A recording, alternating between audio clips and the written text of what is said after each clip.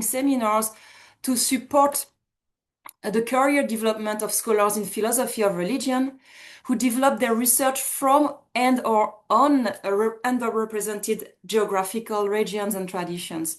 So our hope in doing so, as you can imagine, is to contribute to expanding opportunities, but also networks and experiences available to such scholars in a landscape in which such opportunities, networks, and experience are at times a challenge for philosophy of religion scholars not fully acquainted with the genre of mainstream traditions, notably analytic philosophy in English. So building up on the amazing discussion that we had on publishing with the editors of Philosophy East and West and of Religious Studies and Cambridge Element of Philosophy in Religion yesterday, today we are focusing on the job market.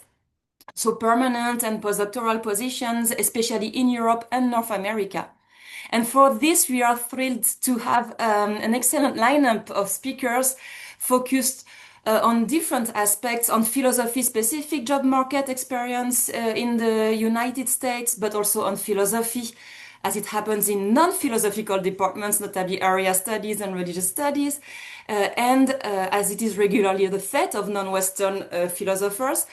And we will focus as well on the UK and European job markets.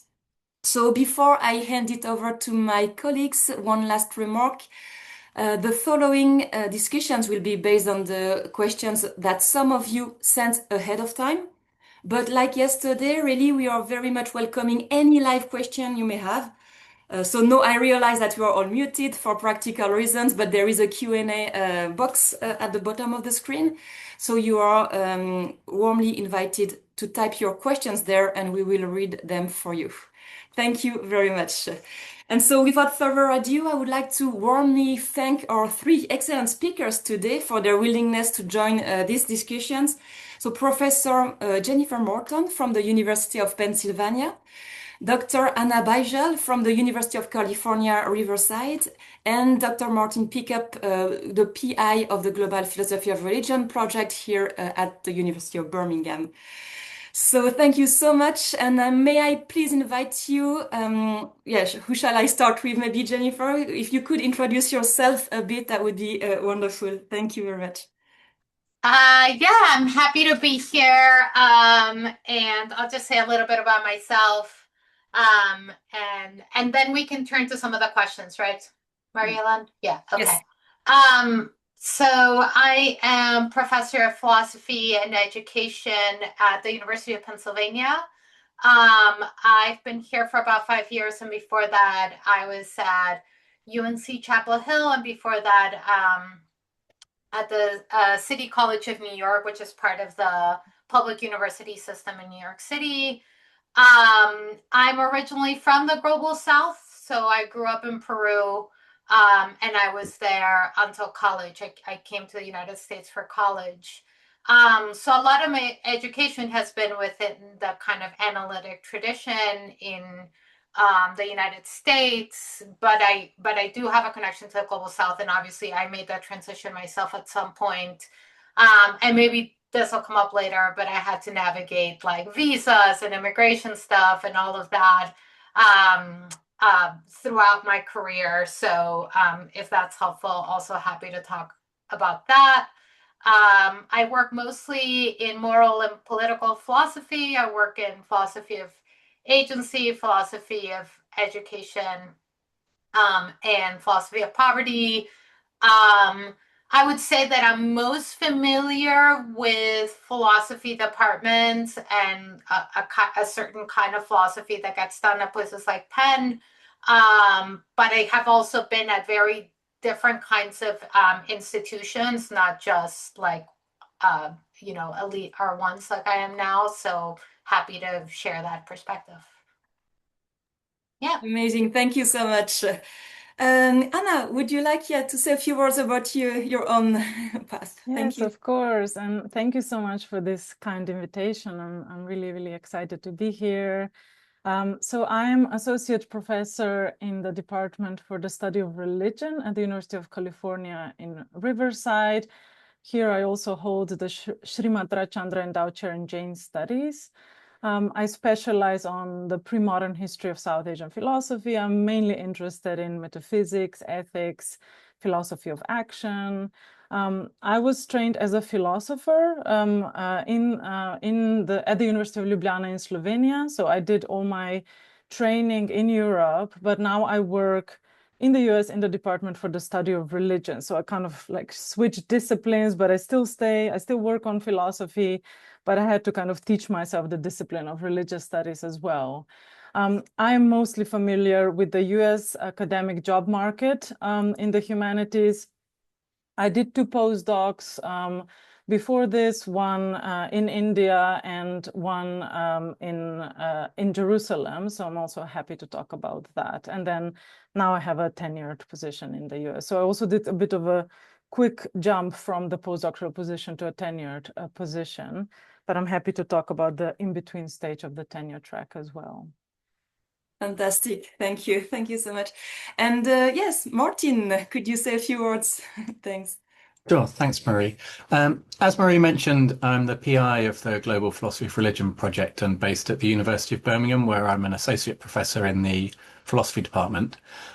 Before coming here about 5 years ago, I was based at the University of Oxford, where I had a series of short-term positions, postdocs, and teaching-only contracts as well. So my on-the-ground experience, at least of successful applications, is in the UK. But I have applied for an awful lot of jobs in an awful lot of different places with much lower degrees of success. But from the inside, my knowledge is really about philosophy departments in the UK. But I have some experience of trying to navigate different systems based in different parts of the world as an applicant. Great. Thank you. Thank you so much. Before we dive into the question, I was wondering whether you could each of you share a top tip on job market preparation for junior scholars who will mostly be based in the global south and or working on global philosophy of religion topics. If you have one top tip to share, what would that be? So maybe Jennifer, if you'd like to start, or Martin, or you were still. No, well, I'm happy to go first or not, but yeah, I think my top tip, maybe I'm getting in first because other people might say the same, is that it took me quite a long time to realize that there isn't really one academic job market in philosophy or in religion, but there's multiple different sorts of job market depending on the nature of the job, the nature of the institution, and the place where the institution is based. So what you need and how to present yourself and what you're competitive for and what your skills will suit is a really big factor in trying to work out how to present yourself and what to apply for. So I think my top tip would be to try and, I mean, it's difficult, but to try and become aware of the different sorts of jobs that there are available in different places and the ways in which they might be looking for different sorts of things so that you can work out how to best position yourself and also what you might be a particularly good fit for. So that's my top tip. Wonderful. Thanks. Yeah, I can go. So I agree with what Martin said. And having been on hiring committees at different kinds of institutions, it really is different depending on the institution. Some are much more teaching focused. Some really want you to hit the ground running. Some are looking for like someone they can support in a research career. It really varies. But I will say my top tip in particular for thinking of scholars from the global south or, not within, who haven't already been connected in the either British or American or Canadian systems, if those are the kind of jobs you're looking for, is that philosophy and religion, I'm sure, and academia, like anything else, is a social institution. And when people are looking at applications, there are some people that are just more legible because their research is more legible in their profile because they're already connected within those social networks. So I think your task, if you're coming from outside of it, is trying to make yourself legible and understandable within the perspective of someone that is looking at your application very much from a different perspective than maybe you have and a different kind of set of social connections. And so you kind of have a really tough task. I think obviously people succeed in doing that, But in a way, you got to figure out what are the ways that I can be legible to someone who's doing research in this particular social context and sort of understands the field I'm in a certain way. What we're doing when we're looking at job marketing applicants is trying to place someone like, what is the discourse that they're engaged in? What is the subfield? What are the journals within this subfield? What does it involve teaching in this subfield? And so they're trying to kind of place you so they can evaluate you with respect to a context. And you have to help them kind of place you. What is the right context within which to evaluate you? And then you also have to distinguish yourself, right? Like you have something to contribute that other applicants don't, and it's helpful to lean into that. But you also want to make sure that the person on the other end can kind of quickly grasp where to place you and how to understand in very broad strokes what your research is about. I will say, when I've been on, for example, job searches at the City College of New York, which is like a high teaching load school, serving mostly working class students. It's not like a super, in some ways, fancily. I mean, it is a great institution, but it doesn't kind of think of itself necessarily in the way that some other places do. But for a philosophy job, sometimes we would have, 400 applicants. We're not going to carefully read. It's just impossible, right? We were like a small number of people in the committee, and we're just trying to like quickly go through the applications and cull it down to a manageable size so we can really engage and look at those materials carefully. And so if we look at an application and it was really hard to figure out what's the kind of research that this person is doing, or I can't really understand what the project's about, or what kind of teaching have they done? Will it translate well to teaching at our campus? Then that might quickly get you taken off the pile just because we had to go through applications so quickly. So I always tell students, just think you're like presenting your material to the really tired and overworked faculty member who's looking at like hundreds of applications, trying to get a handle on a smaller subset of applications they can really look at carefully. And you want to make sure that that person can quickly get a good grasp of your research, of your strengths, etc. Thank you. That's very helpful. Yeah. So be brief and clear in an impactful way for this very tired member of staff. Yeah, that's very helpful. Thank you. Anna, do you have something that you would like to share? Perhaps just briefly. I mean, I completely agree with Martin's and Jennifer's suggestions.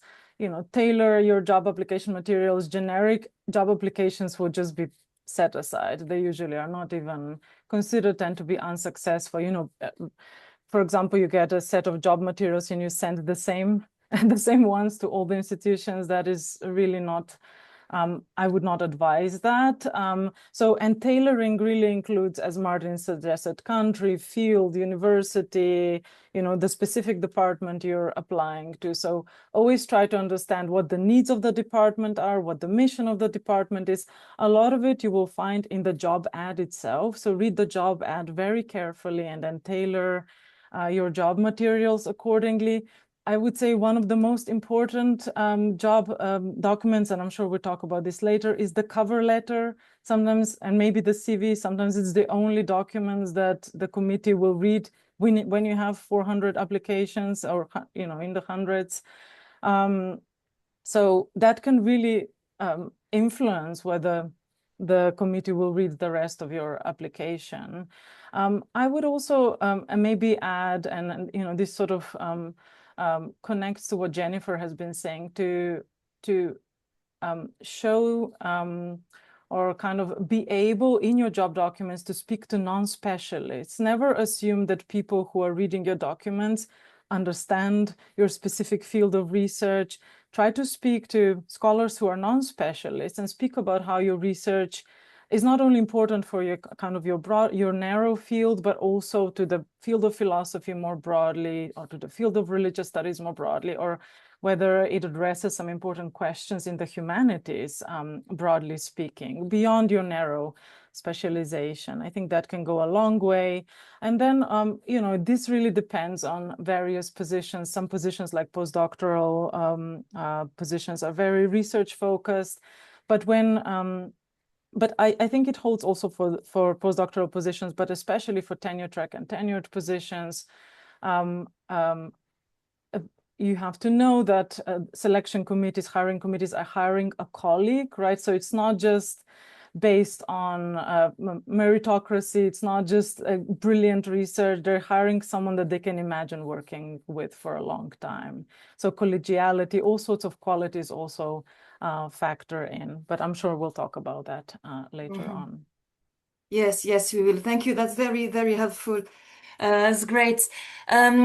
Just before I move on to the question, I just wanted to invite again people in the audience. If what we are discussing about prompts any further questions, please feel free to type them in the chat as we speak, because then we will be able to go to them right now, actually. I think I wanted to come back to something that Martin said about there is not one job market, but many of them, because that is linked somehow with the first question we've had, which is a bit of a general one, but very important one. What sorts of jobs are available in academic philosophy or academic studies of religion or philosophy of religion, and what are the differences between them, actually? So, yeah, shall I attribute someone to answer to that first? I don't know, Jennifer, would you be okay with going for it first? Sure, yeah. Yeah. There are very different job markets. I'll speak from the perspective of philosophy, which is the one that I know well. Obviously, different countries have different systems. So the United States generally has the tenure track system, so assistant professors that then will get, you know, ideally tenure, become associate full. And then lots of temporary positions that are, some are postdocs, some are lecturers that have like renewable contracts, some are visiting assistant. So my first position was as a visiting assistant professor. And I was teaching while somebody else was on leave. I was, you know, doing their thing. And that I was doing at Swarthmore College. So that's, you know, the kind of position which is about the contract. Then there's the kind of institution. So my first job, as I said, I was a visiting assistant professor at a small liberal arts college that really focused intensely on teaching, and it was all undergraduate students. And the focus was really on teaching the undergraduate population. We also had to do research and so on, but it really was a teaching focused institution. Then I moved to a public university that also had a teaching focus, but what was serving students who were sometimes commuters, who had jobs outside of school, who were maybe older, all like a very diverse population. And then University of North Carolina, Chapel Hill, again, a public institution, but with a graduate program, a research intensive institution. And obviously Penn is a very research intensive place. We have a graduate program. All of these institutions are often looking for different things. So I'll just take the example just to kind of give you a sense and connect a few of the thoughts that we've talked about. This was a long time ago, but when I first went out on the academic job market, I did my graduate degree at Stanford, which is obviously a research intensive elite institution. And the advice that my mentors gave me about the cover letter, to go back to Anna's point, was it should be 4 sentences. Literally, it should say, I am applying for this job. I am doing my dissertation at this school. Here's who my advisor is. Please find and close my writing sample, blah, blah, blah. I didn't know any better, so I just sent that out to all sorts of different places. But then after, when I was at the City College of New York and was looking at files, that would have never made the cut for us. We really cared about someone that had a particular kind of teaching experience, because the biggest challenge faculty faced was teaching a really diverse student population. And we really cared that someone understood that they had a sense of what our student population was and what the challenges were that they might face in teaching. And so someone that just said, here's, I got my degree from Stanford, here's my research, we were like, they don't get it. They don't understand what this job is, what we're looking for, what kind of person will succeed here. And so that I think, like, understanding that is really critical. I'll also say in the United States, there's the community college system, which operates on its own different kind of job market. And community colleges generally are 2-year schools. They don't offer a bachelor's. Often they just offer an associate's degree. Lots of them are open access institutions, which means that you go straight from high school to that community college without having to do the whole application process and all of that. You just enroll if you have a high school degree. And they're often places that then either students transfer to a 4-year degree, or they go out into jobs that only require an associate's degree. And that whole job market, to be honest, it wasn't on my radar at all when I was nobody talked to me about it. Nobody mentioned it. So I think looking around and trying to get a sense of these different markets, and I know in the UK, and I'm sure Martin will talk about that, it's a whole different ballgame. There are lots of temporary positions that I don't fully understand, although I've had students that have had them. And Canada still has its own thing.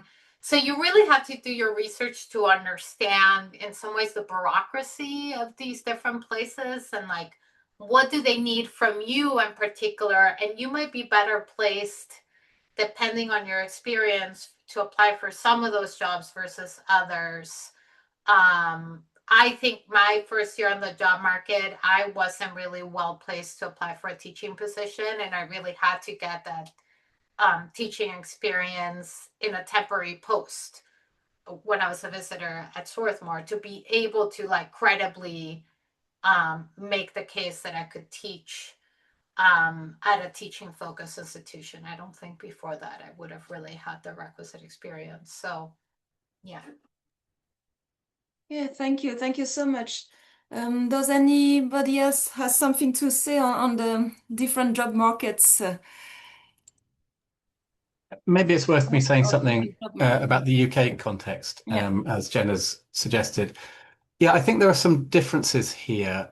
My sense is, although there'll be exceptions, that by and large in the UK, and I think in Europe, although you, Marie, and Anna might know better, there isn't quite the same variety of types of institution that are offering jobs in academic philosophy or academic study of religion. Most of them are equivalent to, I guess, public research-intensive universities in the North American context. But there are quite different sorts of jobs within those institutions. There are the temporary teaching jobs, which usually are to replace somebody who's retiring or who's not available to teach because they're on a grant or something. And those, I think, would be quite challenging to apply for if you don't have some previous experience teaching within the UK system. So that might not be an ideal entry point for the first time into the UK system from those who are based elsewhere. Then there are postdocs, and I think that both in the UK and in Europe might be a really nice option to look at applying to if you're based outside of that area. And they come either in two ways, either by being parts of research projects like our Global Philosophy of Religion project came with an associated postdoc, and our previous one had 3 postdocs. So they are funding bodies that give money for research projects, and that quite often comes with temporary, but often 2 or 3 year long research posts. That might be a nice option. The other thing is externally funded postdocs, where you apply to get money directly from a funder to go to an institution to be a postdoc there. Maybe the one worth explicitly mentioning here is the Marie Curie Fellowship Scheme. One of its strands is particularly aimed at international applicants from outside of Europe to come to a European institution to do research for 2 years or so. But there are other ones too, based in the UK. There's the Leverhulme Trust, there's the British Academy as well. So there are those two sorts of postdocs. And then, of course, there are the kind of more standard permanent posts at various different levels, but often at a junior level, where I think it's not that dissimilar to the North American approach. But yeah, I think that's probably the kind of differences that I would identify between the North American and UK contexts, is about postdocs in particular being perhaps a route to focus on if people are based outside of Europe, but are interested in looking for a job in those sorts of places. Thank you. Yeah, that's very helpful. Yeah, I don't know if everything was mostly covered or whether you'd like to add something on this. No, I think most has been covered if you wanted to. Yeah. And just, of course, if we are speaking about Central Europe, language is also important because except for the UK, you'll have to speak at least minimally the language there most of the time whenever there is a bit of teaching, even though you usually have a few years to achieve that level. It's part of the application. And as everybody said, yeah, big differences between each system. Yeah, thank you. That's great. I was thinking maybe we can jump to the question about what materials do I need for the job market and where can I find information about this actually, really how to go and seek the information we need, because we keep saying that we should tailor our applications, but yeah, and also know where to apply, where it fits us the best, when I would be a better fit, but yeah, where can I find information about this? And yes, if Anna, may I ask this to you first? Yes, Thank you. of course, happy to talk about this. Well, in the US, I think there's quite a standard set of materials that at least in the humanities hiring committees will ask for. We've already talked about the cover letter. It might, I don't know, they might give you instructions. I think it's usually 2 to 3 pages long. This, as I said, I think is one of the most important documents. Usually, I've also heard this advice, Jen, about like just a few lines from a colleague from one of the Ivy Leagues. And I think it really was difficult for this colleague of mine to land a position. So there's standard expectations now on the job market that you would, introduce yourself, talk about your research, teaching, sometimes in a different order if this is more a teaching-oriented institution. So maybe teaching should be foregrounded. Talk about your publishing trajectory. Research also importantly should not just be kind of about your past research or about your current research, but also looking forward, kind of like a longer-term trajectory. Usually for tenure track positions and tenure positions, it's expected for one to have at least one future project in the cover letter, as well as the research statement, which I can get to shortly. And then a little bit about service, and then more important, very important, maybe like one of the last paragraphs would be about your fit with the institution. You can specifically talk about the department you're joining, why you're a good fit, maybe some scholars in the department you could envision collaborating with, and so on. This is all the more important if it's not immediately clear how your specialization fits the job ad. Right? If it's, if you're coming from a different subfield and so on, you really have to make an effort to convince the committee that you're, despite the specific job ad, that they should still hire you. So that's the cover letter. And then the CV is just your academic record. importantly, I sometimes see this mistake with sort of early graduate students early in their program. They mix up an academic CV with a resume. So there's quite a big difference between the two. So you can do some research into that. And then, especially for research institutions, a very important document is a research statement. Again, this would be a few pages where you go, basically that paragraph or two that from the cover letter, you expand on it. You talk in more detail about your research, about your publications, about your second project, about your publishing trajectory, what you plan to publish, where you plan to submit certain papers, right? All of that is really important. With regard to that, I don't know if we're gonna, I think you had a session on publishing yesterday. So always quality is more important than quantity. I made many mistakes in my we career did say about that, this. yes. Yes. Exactly. So, you know, if you have 1 or 2 articles in high-ranking peer-reviewed journals, that's much more important. Don't waste, I mean, waste, that's a horrible word to use, but, you know, I see some students would just publish really creative material in conference proceedings or something like that, just not knowing what kinds of things hiring committees count as more valuable and so on. So if you're doing like really original work, make sure to publish it in a journal that will ensure its visibility. So that's a research statement. And here again, always, as I said, ensure that your statement, your cover letter speaks also to non-specialists. For example, I work in Jain Studies. I should never assume that there's a Jain Studies specialist in the hiring committee. So when I talk about some niche topic in medieval Jain philosophy, I have to somehow translate it and tell them why it matters, why they should care about such a niche topic that, you know, to me it's obvious, but to someone it may not be so immediately obvious why they should care, why they should kind of place their bet on you. Then the teaching statement, I think one of the most difficult documents to write. They tend to get very sentimental, you know, I love teaching and so on. And it's really, and then they all basically look the same. I just love my students. I love teaching. I love giving them the, I don't know, space to talk and so on.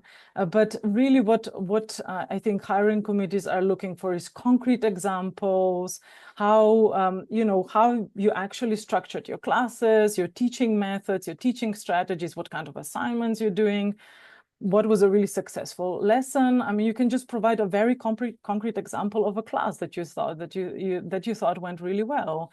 So I think that goes much further than just kind of like a generic statement about everyone loves teaching, at least in the teaching statement, you know.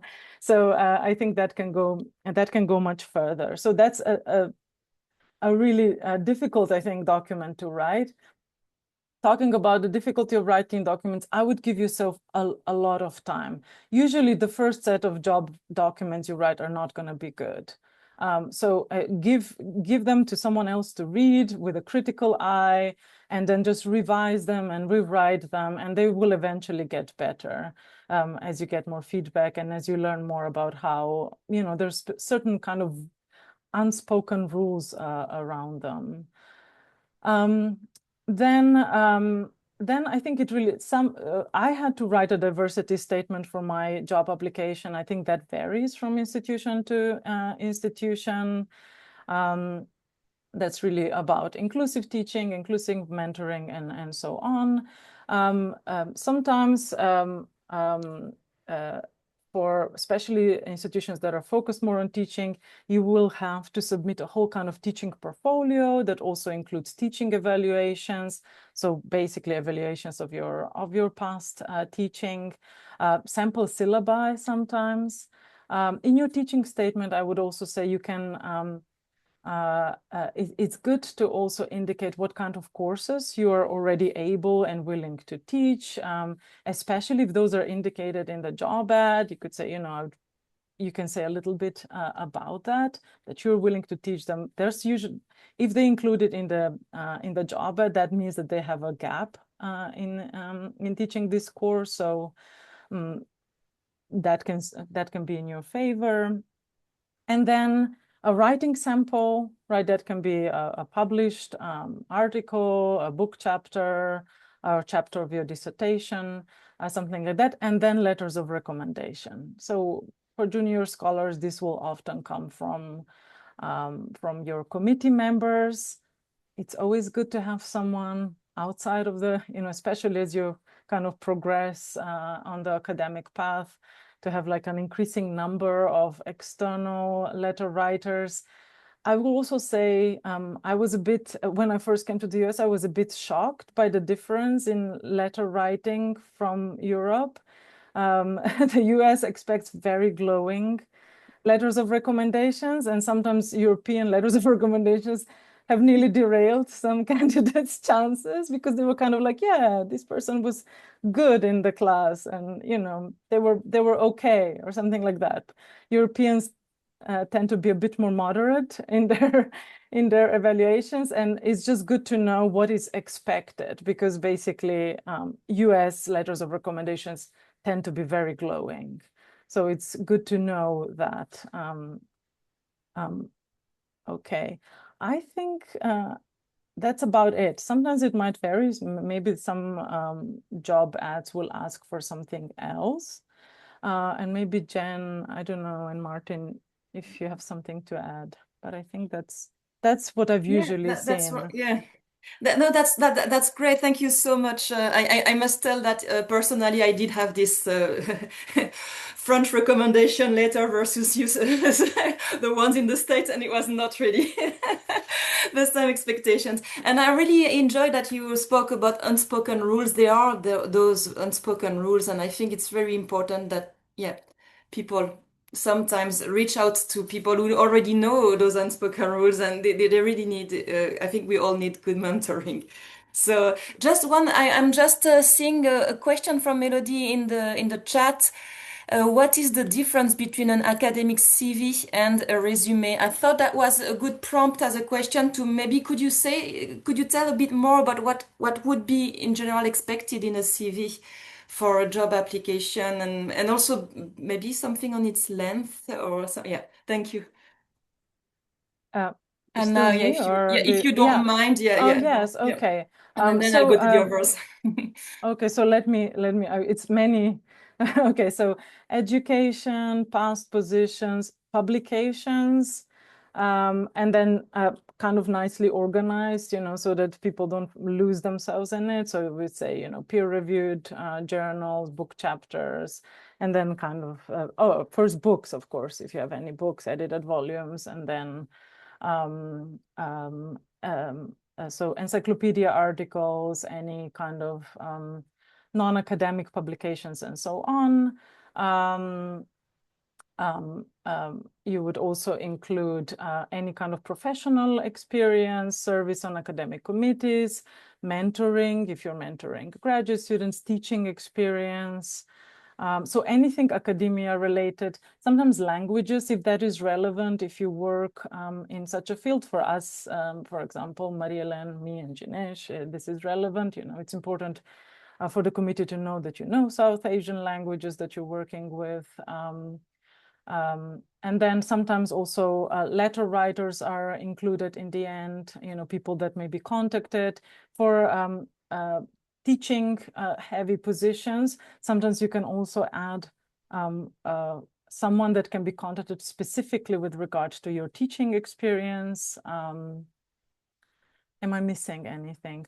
Conference presentations, yes. Invited talks. For example, if you were invited to give a lecture at another institution.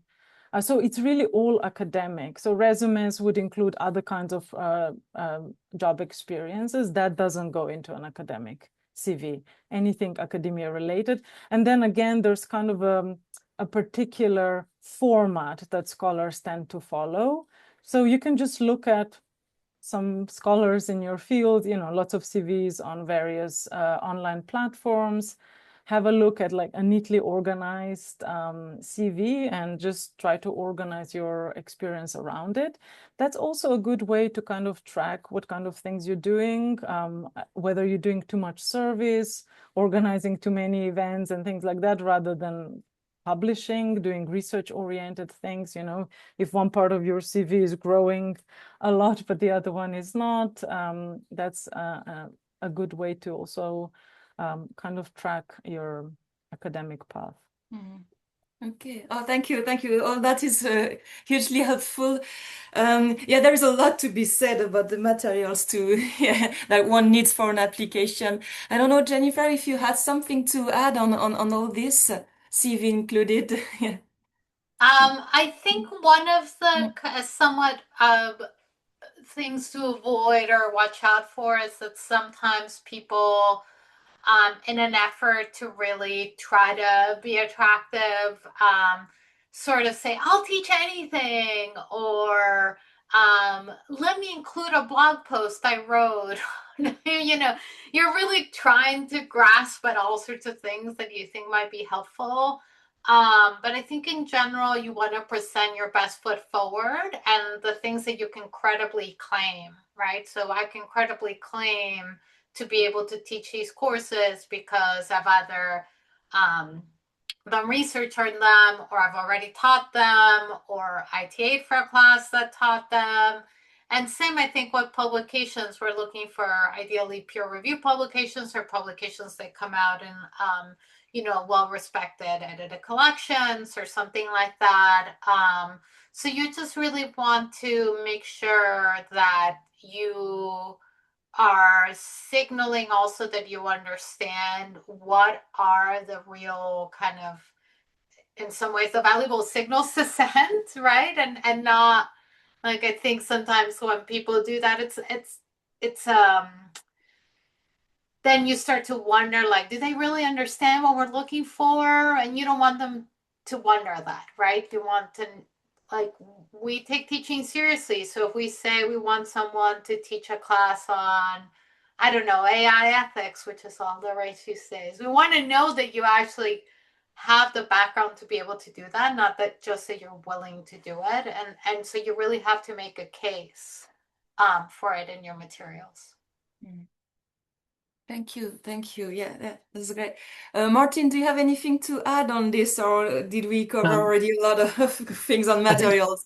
yeah, there's been a lot of good advice and a lot of good information. Maybe just a couple of brief things, particularly from a UK perspective, which both kind of relate to the concreteness thing that Anna very helpfully pointed out in relation to the teaching statement. I think that also applies for UK jobs in two ways. One is that quite often there'll be a very specific person specification in the job advert. The terms themselves might be generic, but there will be quite often a bullet point series of, I don't know, 8 or so things that they want to see from the person who's appointed. And you should be really specific about responding to those points. You should make it really clear somewhere in your applications, probably in the cover letter, exactly how you've got evidence that you meet each of those criteria. Because if they can't see that you meet the criteria, you're just not going to get the job and probably won't be interviewed either. And secondly, you're likely to have, coming back to our earlier points, you're likely to have different versions of research statements depending on the type of job you're applying for. But if you're applying for a fixed term job like a postdoc that's related to research, it's really helpful to be very concrete about what you anticipate achieving in that time. So by the end of the 2 years of the postdoc, I will have produced 3 papers in peer-reviewed publications, or I will have prepared a full draft of a monograph whose title will be such and such. So for fixed term stuff that's related to research, please be as concrete as possible about what will actually exist at the end of that period of time, so that the person assessing it knows what they're expecting to get at the end of that. Great, thank you. Thank you so much. Yeah, so I see there are a lot of questions in the chat. I will start to keep focusing on the applications, and then we will move on to other topics. So bear with me. We will go to each of your questions. But first of all, I wanted to ask all of you, since we are on applications, what's most important to you when assessing an application, and what common mistakes do you see in applications? I know that we have already covered a bit on that, but if there is something more prominent that you would like to address here, yeah, no is a chance. I don't know if Martin, you have something on this. Sure.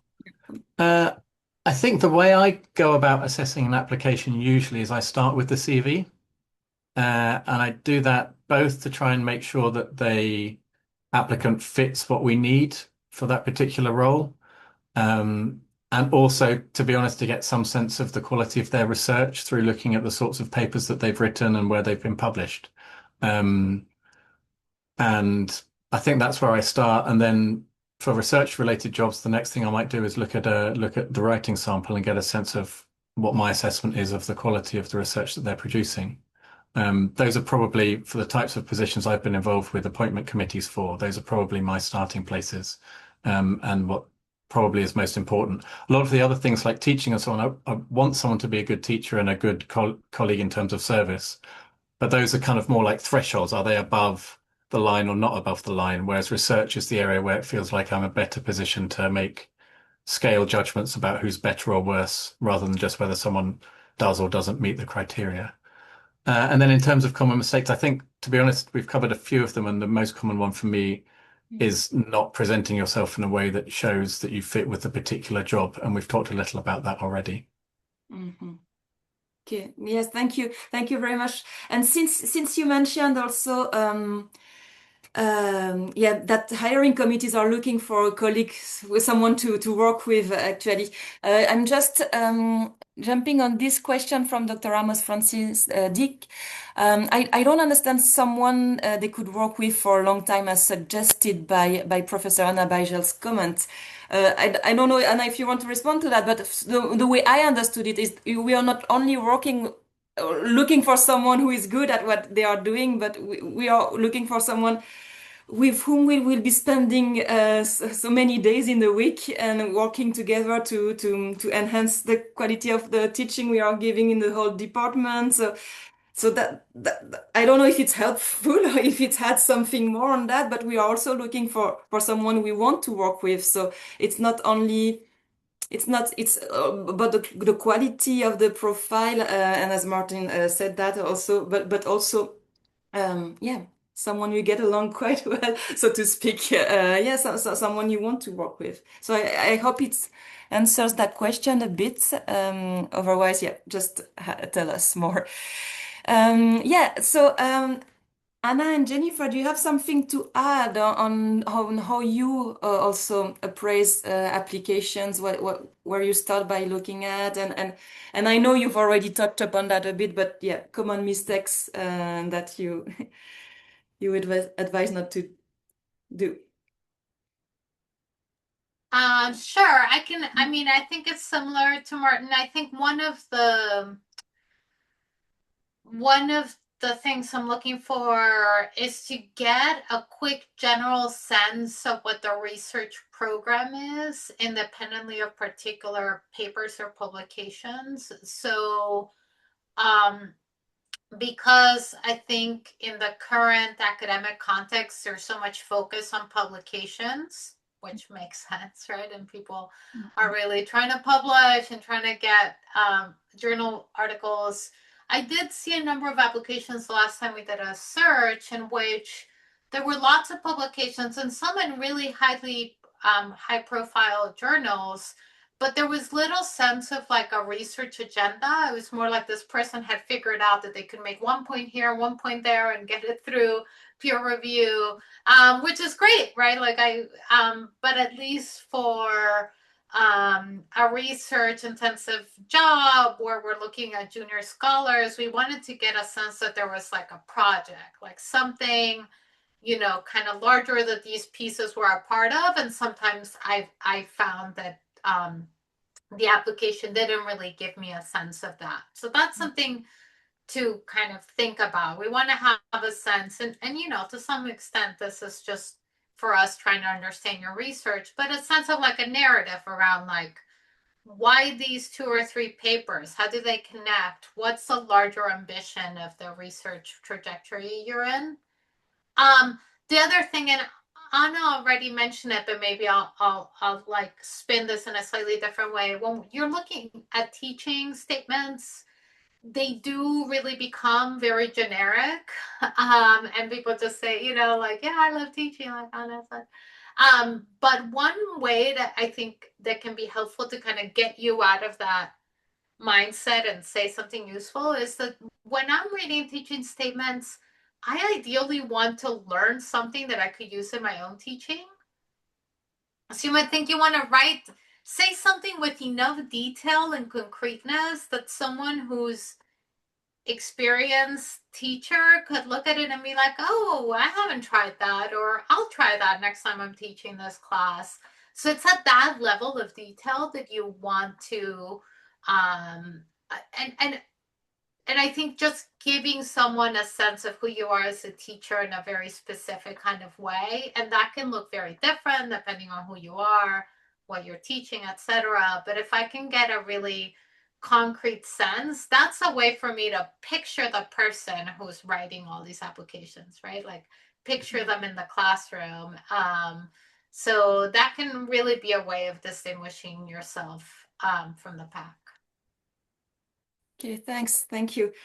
Yes, unless anybody has something to add to this for the sake of time, I think we should move on to maybe the interview part. So your application has been shortlisted, and you've been invited for an interview. And so here I see some questions we've had from you beforehand. If I get to interview stage, what should I expect and how should I prepare? So yeah, it's a lot about preparation again, and maybe I would like to.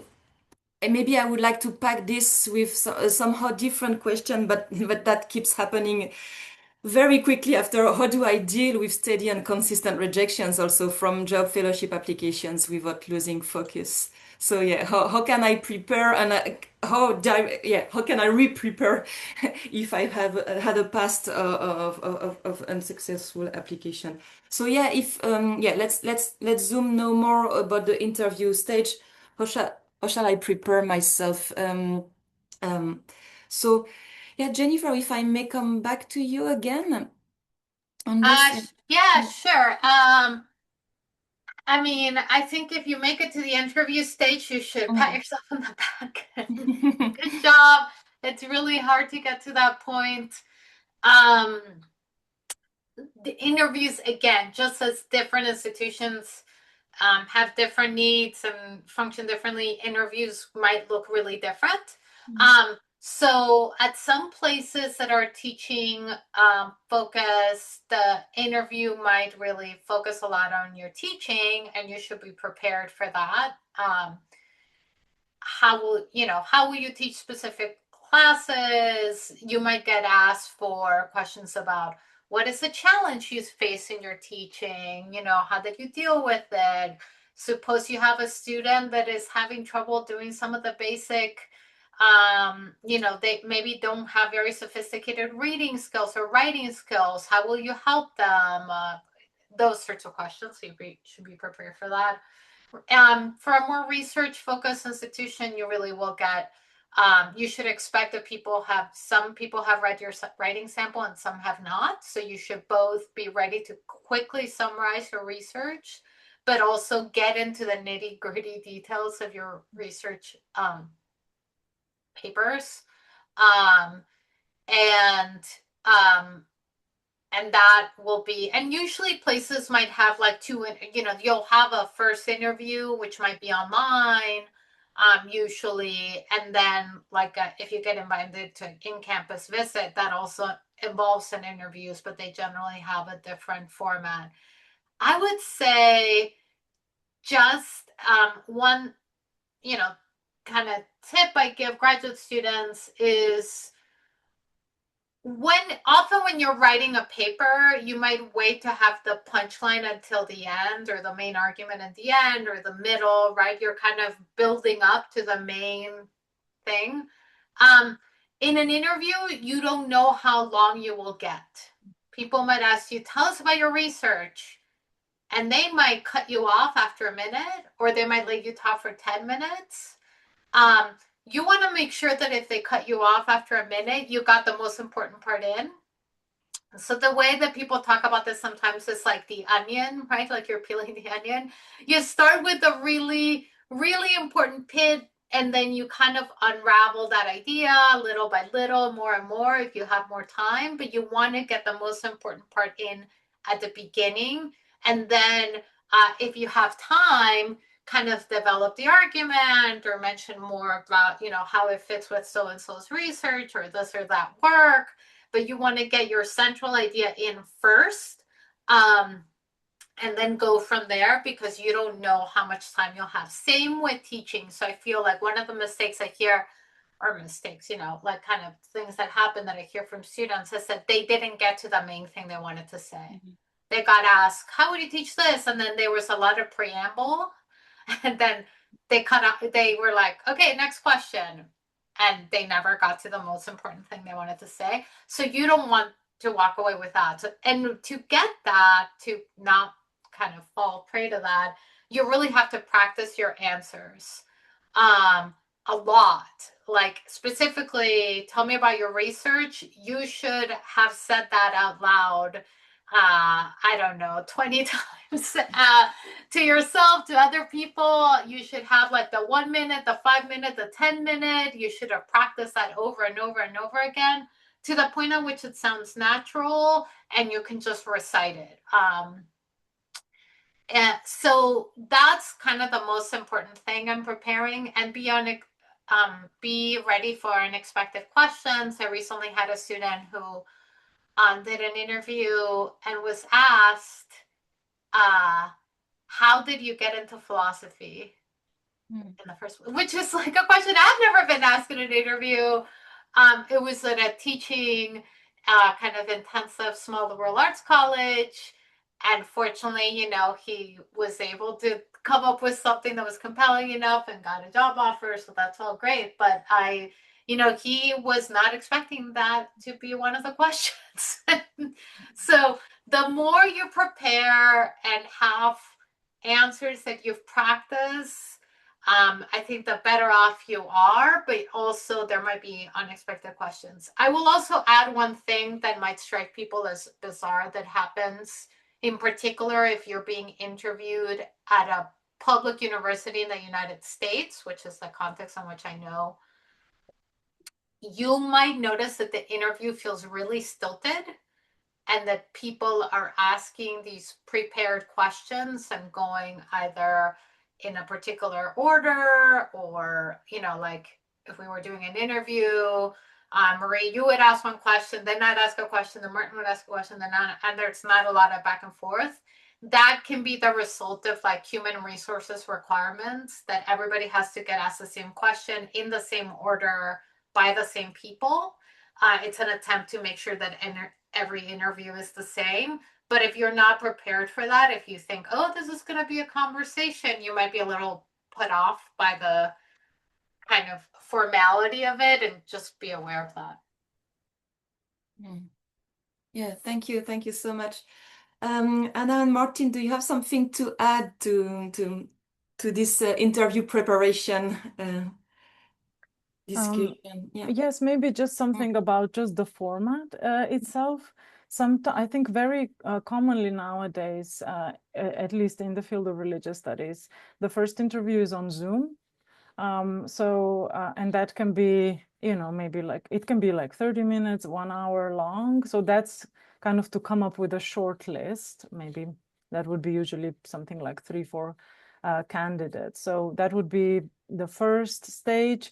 It's a little bit different to interview via Zoom than in person. So I would always advise practicing both. Practice as much as you can. Have a mock selection committee, one tough member in there that pretends to be a tough member of the committee. And I can just talk based on my experience. Campus interviews in the US are very long and exhausting. I think that can just vary. In Slovenia, everyone knows each other where I where I graduated, so such extensive interviews are not needed. But here you're picking a colleague for the next 30 years or so. So you want to get to know this potential colleague. So interviews will last for 1 or 2 days. It's not just the formal parts that are part of the interview, right? It's everything, all the interactions. Are you respectful to the students that you're meeting? Are you curious? Are you just kind of a nice person that they can imagine working with? It's not the most important thing, but it's also an important thing. So also walks to the restaurant and things like that.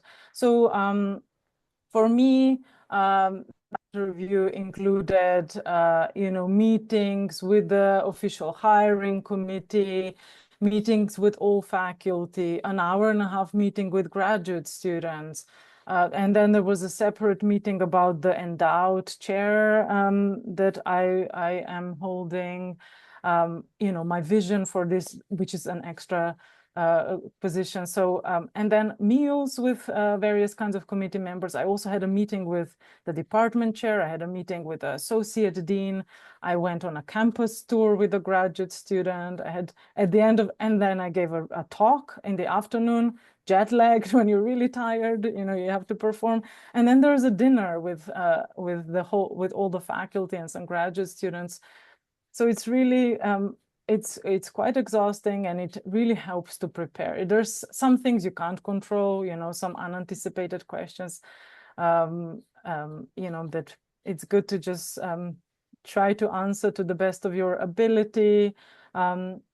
Another thing, I think a common mistake that I've seen students do is not be able to get out of the student role in their job interviews. So it's difficult to make that shift because you've been a graduate student, there's like a clear hierarchy and so on.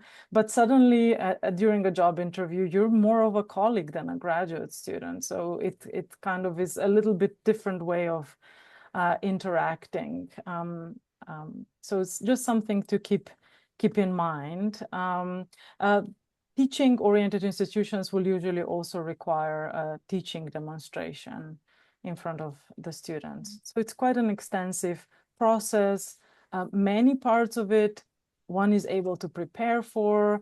I saw that Martin mentioned this, the Professor Izin's book.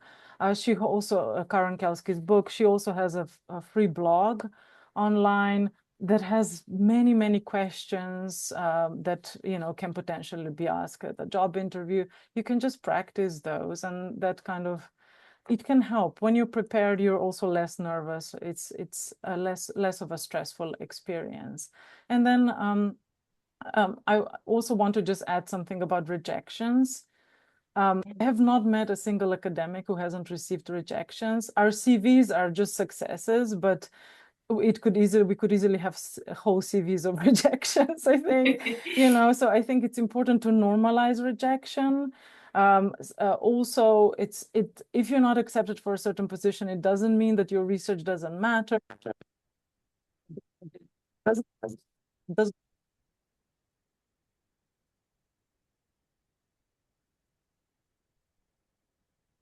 Oh, I can't hear you, Anna. I'm not sure if other people can. Yeah, I lost you also a few seconds ago.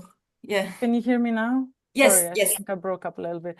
I just wanted to say the job selections are very unpredictable. Committees might have some specific preferences. Maybe they don't even select like the best scholar, but they have another preferences. Maybe there's a particular teaching gap that they want to fill, and so on. It's just, or maybe it's a better fit. If you're applying, I don't know, if I applied for a Buddhist studies position, it would be highly unlikely for me to get that position. I could try my best to show that, I'm also including Buddhist studies materials in my Jain studies work, but the fit would not be probably the best. So it's a bit of a long shot. I should probably still apply if I'm on the job market, but if I get rejected, maybe it's not that much of a surprise. But I definitely would just say normalize rejection. I think the most important quality in academic success is persistence, intellectual curiosity and persistence. You're interested in the things you do. Rejections are a part of it. Focus on the things you can control, which is the quality of your scholarly work, networking, things like that. And then just continue applying. And if you get feedback, if you can get feedback, I think, if a set of job application materials is unsuccessful, also consider that maybe there's some improvement you can do. Maybe try to work on them, seek feedback and then modify them accordingly. Thank you. Thank you so much. All of that is so helpful. Since you mentioned the different stages of the interviews and different formats of it, I just want to here I see the comment of Pragya Jain. So thank you for organizing this session. I wanted to ask, sometimes before an interview, they offer a casual talk with someone in the staff or administration. Could you please explain what they expect from us during that session? So I don't know if I've had this situation only once. I've applied to many positions, and only once I had that. I don't know if you had more than me, and in Edinburgh, and they mainly wanted me to really know what they were looking for and be ready for the interview, which was a few days later. So it was mainly actually to brief me on all that. But I guess different experiences. I don't know if you've had different experience on that. This casual talk with member of staff in advance. Have you had that before? No, I've had that only once. Yeah. I met with the department chair casually the day before my interview day. And that was kind of, we went for a walk, we talked mainly about just the place. She showed me, we talked about housing and things like that, just what it's like to live in Riverside, what it's like to live in California and things like that. So, and I could just ask any questions I wanted to, but I guess there's no really, I think, set expectations around it. Yeah, I think I would always avoid asking personal questions. Personal questions also not allowed on interviews. I would also advise against asking personal questions to anyone you're chatting during the interview. Okay, thank you. Thank you. Martin, do you have anything to add about interview preparation? And then, yeah. Not much. I mean, it's been very thoroughly covered. I guess, again, to give the UK perspective, we don't have these multi-day campus visits. I guess we're a small country, which is good in some ways, I guess, because you don't have to sort of manage your energy and not be exhausted and be switched on the whole time. But that might feed into another thought or suggestion in terms of preparation. I didn't do this. Maybe I should have done. But given in a UK interview, you really won't have very long, maybe an hour, even for a permanent post to be interviewed. It may be helpful before the interview to think of a couple of things that you're particularly proud of, or you think that makes you a very good fit for this job, or that you think makes you stand out, and then try and not, as long as it's not too kind of too obvious, to try and bring those one or two things into some answer to some question that you get asked. So that you don't leave the interview and think, I wish they knew that thing about me, or I wish I'd highlighted that thing about me. Sometimes it won't work because the right question won't come up. But yeah, maybe think about what makes you feel like you're a good fit. And it also can help with your own confidence before an interview to think, yeah, I'm really good for this job, and here's a couple of reasons why, and then try and get those across. On the rejection point, which I think Anna's covered really nicely, just to say I applied for hundreds of jobs, probably closer to 1,000 than 500 jobs before getting a permanent position. And it's hard. But insofar as it's possible to separate ourselves from our work, I think that's helpful. I know as academics, quite often how we think of ourselves and how we think of our work are quite closely intertwined. But insofar as you're able to separate yourself and your work, I think that can be a useful thing whilst you're on the job market, because it is tough. Yeah, yes, it is. Thank you so much to the three of you. we don't have much time left actually, so I wanted to really tackle one question, which is why we were organizing this session in the first place. So from a question from Arabia Atu, who is postdoc with us here in Birmingham. So how can applicants from usually ignored spaces, the present target audience, like Africa and the like, make themselves viable job applicants, especially when they would be competing with other applicants with degrees from, say, Ivy League schools, which is often preferred by most European and American universities. So I don't know to whom sending this hot question. Any thoughts coming to mind from any of you on this? I can say, I put a little bit on the chat about this, but I can say more. I think like that's part of what I was getting at the beginning when I said you have to make yourself legible. And it's true that it's a challenge to make yourself legible if you're coming from an institution that the people in the hiring committee are not familiar with. If you're coming from a country they might not familiar with, just trying to show you know, your research, again, when there are like hundreds of applications and you're trying to distinguish yourself. So I do think you kind of have to have a challenge that other people don't have. And I would think that the way to try to possibly overcome that challenge is to find other ways of making yourself legible to that to the people looking at the applicants, which might be publishing in certain journals. Obviously, that's going to be a surefire way. So if you're publishing in some of the well-respected journals in the field, the fact that you have a degree from a place that the committee doesn't know about is going to just be less important because they can look at your work and see that a past peer review at a journal that they're confident in, and they can go and read the paper and so on. So sometimes having a letter from someone, and you might ask, how do you get that, right? But it's having a letter from someone at a English speaking institution. So we just went through the process of looking, just slightly different, but kind of can give rise to the same challenges of looking at applicants for a PhD program. And there are always many applicants from the global South. And there were a couple that we were looking at carefully that had letters from people in like U.S. institutions. And so we were like, okay, we're getting the perspective of someone that knows this person's work really well and who's at an institution where we kind of know that that reference sort of understands what the standards are, understand what we're looking for, et cetera, et cetera. And then the other way I will say is presenting at conferences.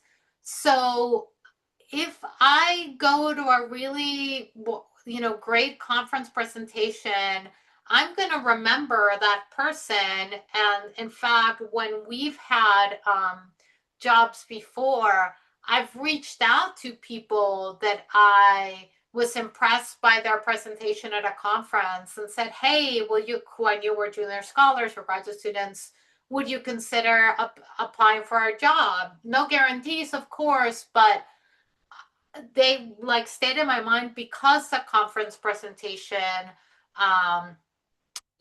struck me as really interesting work and so on. And so that can also be a way of connecting with people in the global north, sharing your work, and then kind of getting on their radar.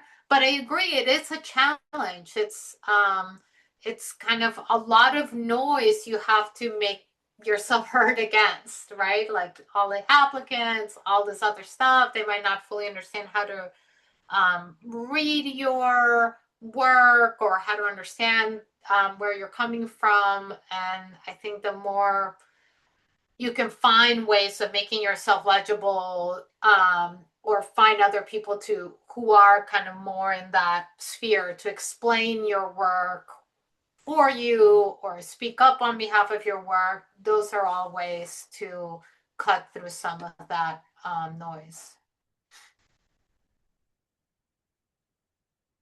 Thank you so much for this. Anna or Martin, do you want to add something on this? It's already so helpful. Thank you. Yeah. Yeah, I think Jen's really, I mean, that's just the best advice. Maybe just a couple of further points. One is that it definitely is a challenge and that shouldn't be underestimated. But I think there are some grounds for optimism. I meet a fair few people who are really keen to try and, I mean, it might be the circles I move in, but some people who are really keen to diversify the discipline recognize there's a difficulty here, and that philosophy, in my case, or religion as well, is not benefiting from the fact that certain people find it harder to get involved and are more excluded. So I think there is an appetite to try and make things these sorts of opportunities available more broadly. But exactly as Jen says, unfortunately, that's usually on the terms of the institution that's employing, which is where this legibility stuff comes in. And I guess the second point, which is, again, closely related to what Jen's saying, but it might be difficult to move straight from straight from a PhD in an institution which isn't familiar to the people that are reading the documents into a tenure track job, for instance.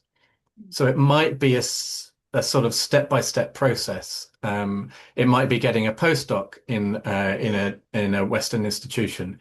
It might be attending conferences that then leads to being able to get publications in certain sorts of venues, as Jen has said. So you might need to think of this as a kind of multi-stage process and do the more easily reachable things first and use that to build the network to then do exactly as Jen is saying, kind of build yourself up in that way. But unfortunately, yeah, it might be that it's not realistic to make that step all in one leap. And that's where I really would underline what Jen has said about the process that one could go through to make yourself competitive for this sort of role. Thank you. Thank you so much. That's really helpful again. And also it's linked with one of the questions we had beforehand, which is, I understand network is important. How do I develop network?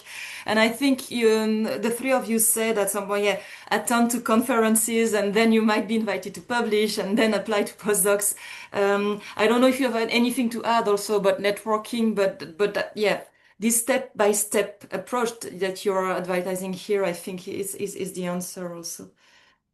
Maybe I just want to add something about networking because I know attending conferences, particularly in North America, is very sometimes financially prohibited for junior scholars and senior scholars from the global South. So I think now, during the pandemic and post-pandemic, other opportunities have opened up. I know that's how Jinesh and I first got connected, was really just online. Jinesh started attending our online Jane Studies events, and any opportunities any events that we organize. This can include workshops, reading sessions, reading groups, things like that. You can organize also virtually and connect with scholars virtually, enter different kinds of groups. I think attending conferences in Europe is cheaper than the US, than North America, more broadly speaking. But I think there's also some associations offer travel funds, so you can look into that and just try to develop networks. You can introduce yourself to scholars at conferences during breaks.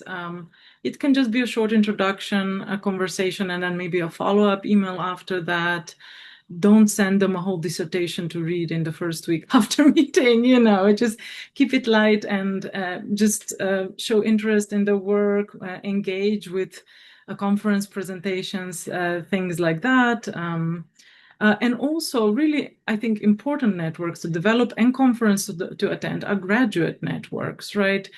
Graduate conferences, sometimes cheaper to attend, but you're cultivating really important relationships. It's basically your peers, future leaders in the field. It's sometimes easier to organize things, but you can organize a panel at a conference together with some fellow graduate students, and maybe someone will also invite a senior scholar to respond to the papers, and you've made your first, an important contact through that. You can organize a small symposium or something like this. So there's all sorts of ways to do this without that are not so financially prohibited. Some events are more prohibitive than others. But yeah, there's various ways of going about networking. And usually scholars are kind, not everyone is, but usually we're happy to hear from junior scholars, happy to help where we can. Yes, yeah, thank you very much. Yeah, and there is this question of the chat from Melody also. Yeah, who to ask advice also to help, especially not only it's linked with networking, but if one wants advice to practice also the interview, is it appropriate to ask my PhD supervisor? Who else can I help ask for help to practice actually? Ideally, I think your graduate program should do that. So generally, a graduate program should have someone that helps with what we call in my department placement, but just navigating the job market. But you should ask your committee about that. I do think that is kind of part of the responsibility. I will also say before we're running out of time, Marie, that we want to talk, and I thought of it in the networking conversation a little bit about the current difficulties in the United States. Yes. With international scholars, because I did think another way that sometimes people end up networking is as a graduate student, you might come visit for a semester. We've had students do that. There's a faculty member that maybe you met at a conference and you hit it off, or you're doing work on the research and you approach them and say, yeah, come visit for a semester. So then you get to spend a semester at a graduate program in the States and go to conferences and draw connections. But all of that is getting exceedingly harder with the current immigration restrictions.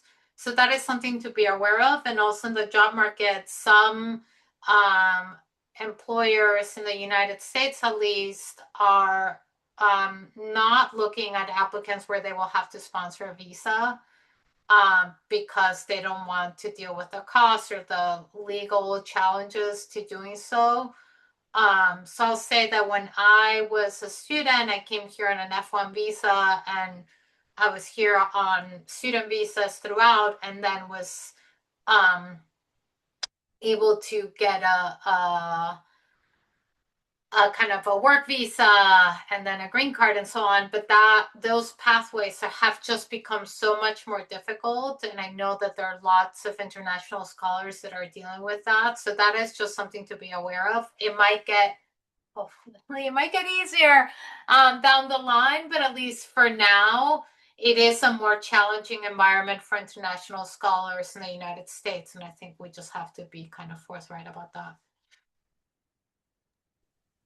Thanks so much for bringing this up, Jen. I would suggest that if there's unclarity around this, you can reach out to the chair of the hiring committee.